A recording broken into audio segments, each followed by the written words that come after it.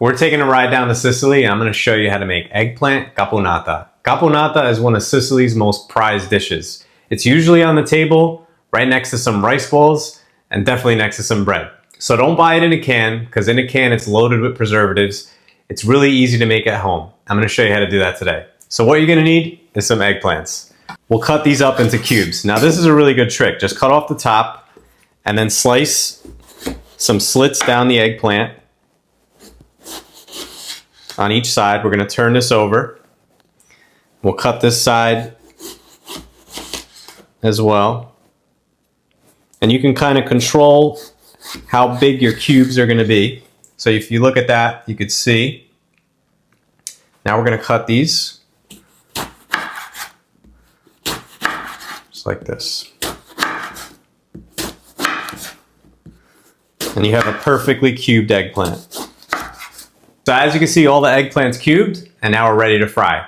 I'm frying this up in sunflower oil because I feel like sunflower oil, of all the frying oils, really doesn't give a lot of flavor.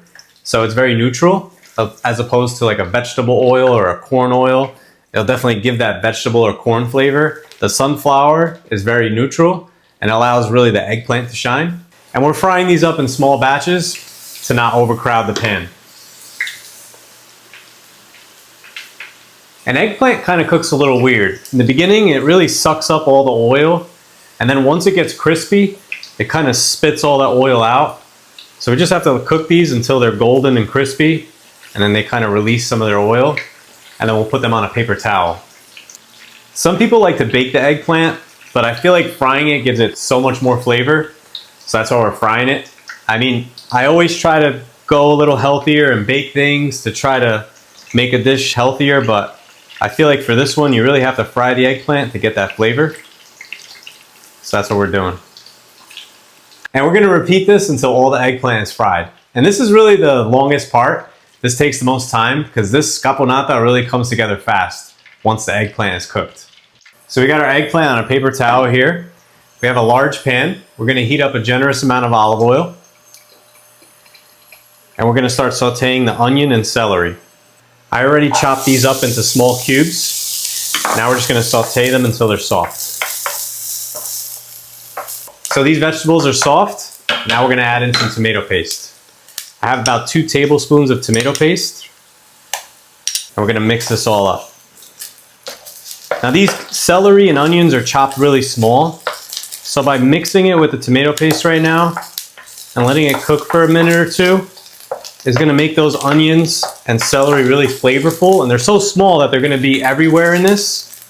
So definitely don't skip this step. Saute them a little bit with the tomato paste to build that flavor. And now we're going to add in the tomatoes. I have cherry tomatoes, which I sliced. Some green olives. I left a couple whole and sliced a few. And some capers. We'll mix this up.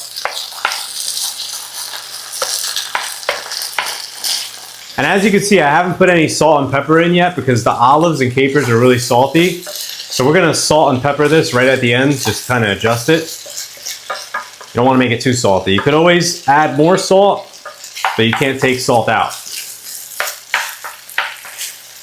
And if you could smell this through the screen, you really have the flavors of Sicily in here. You could see it, the olives, the capers, the onions.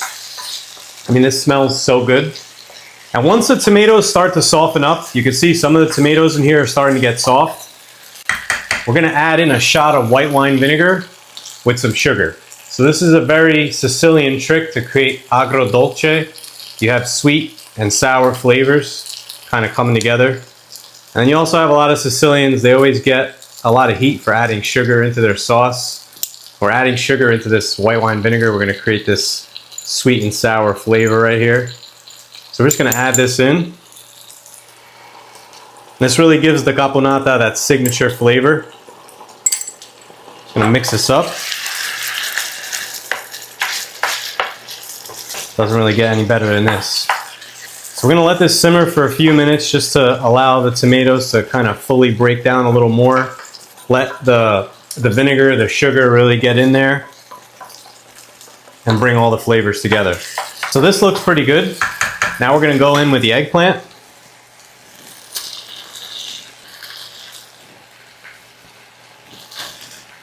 So we kind of like built a real great base of flavor.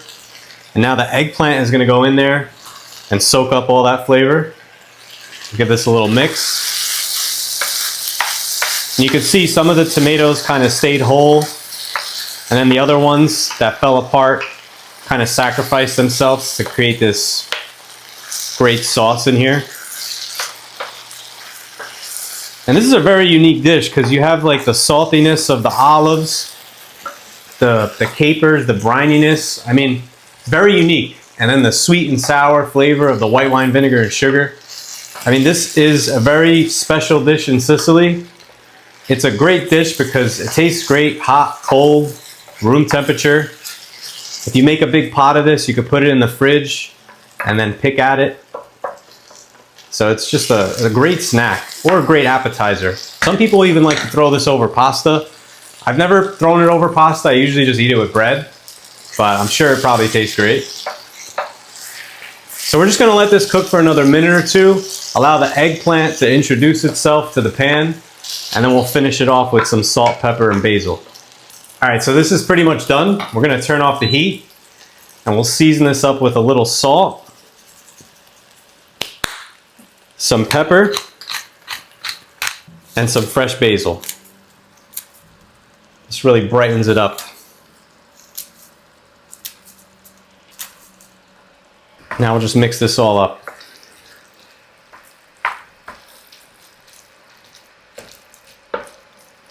And you really want to eat this one cold. I feel like it tastes 100 times better when it's cold. So we're just going to let this cool off, and then we'll get some bread in it. So this has been sitting for about 15-20 minutes. And as you can see, this is why this is such a popular dish in Sicily.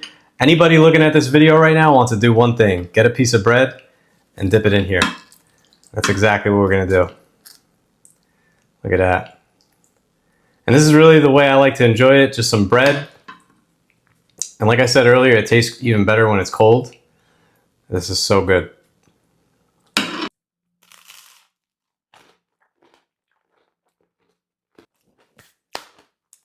And this is such a great dish. I mean, it tastes great the next day, cold. So definitely try it. And if you try this recipe, don't forget the bread. You're definitely gonna need some bread. It complements this really well. I don't think you could eat this without bread. It'd be a sin. And if you're looking for other Italian classics, I have a fried calamari linked right here. Check it out. Don't forget to like, subscribe, and hit the bell, and let me know how you like this one in the comments. And real quick, if you have some extra, throw it in a glass jar, throw it in a fridge, and you can enjoy it for a few days. That's what we're doing.